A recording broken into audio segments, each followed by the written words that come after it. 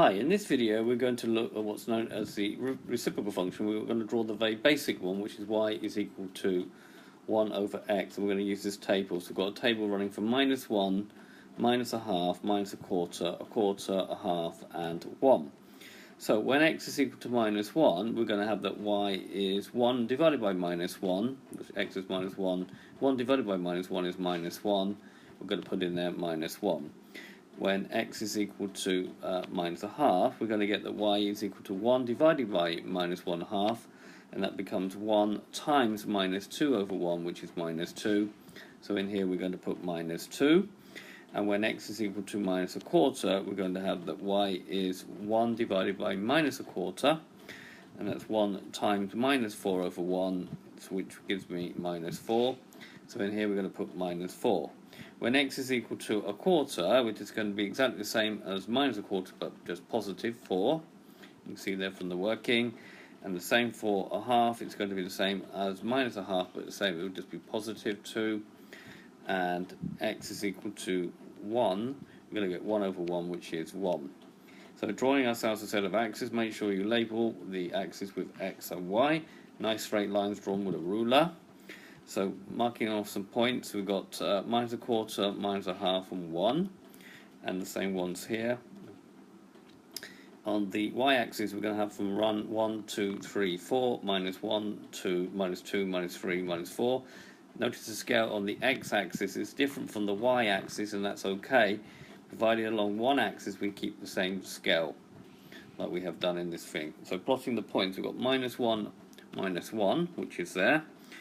Minus a half, -2, minus a half, -2 is going to be there, and then minus a quarter, -4 is going to be here.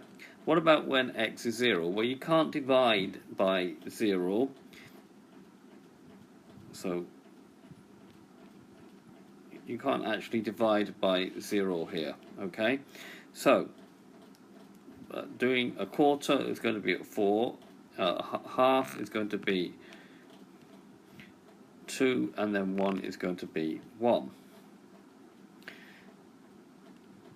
And if we draw in the graph, now obviously 1 divided by 0 you can't do, so the graph is actually what's known as discontinuous. It doesn't cross the axis, it just jumps from here to here without actually joining it up.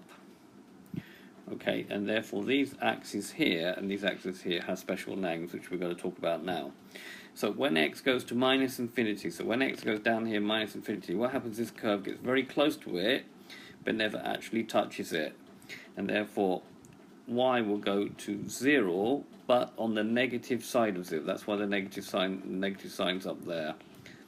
Okay, and we'll look at this much further when we do calculus. So now when x goes to +infinity, same sort of thing, this curve will carry on, get close to the axis, but will never actually touch it.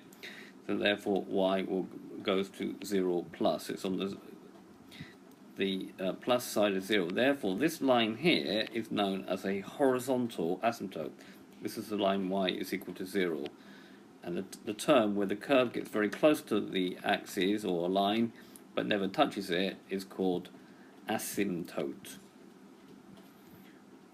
Okay, similarly, as x goes to 0 minus, so as x gets very close to 0 on the negative side, the graph goes down to -infinity, although it's gone way off the scale. It gets very close to this axis, but never actually touches it. And therefore y goes to -infinity.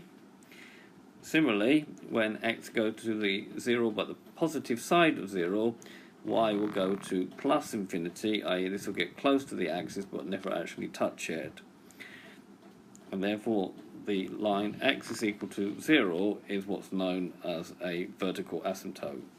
So these are the main characteristics of this graph. The graph does not cross the axis. It finishes down here and then starts over here again. It will not cross the x-axis either. Okay, and therefore this is known as a horizontal asymptote, and this is known as a vertical asymptote. Okay, so this has been a video for the introduction of the reciprocal function, when we've drawn the very basic one, y is equal to 1 over x. I hope you've understood, and I thank you very much for watching.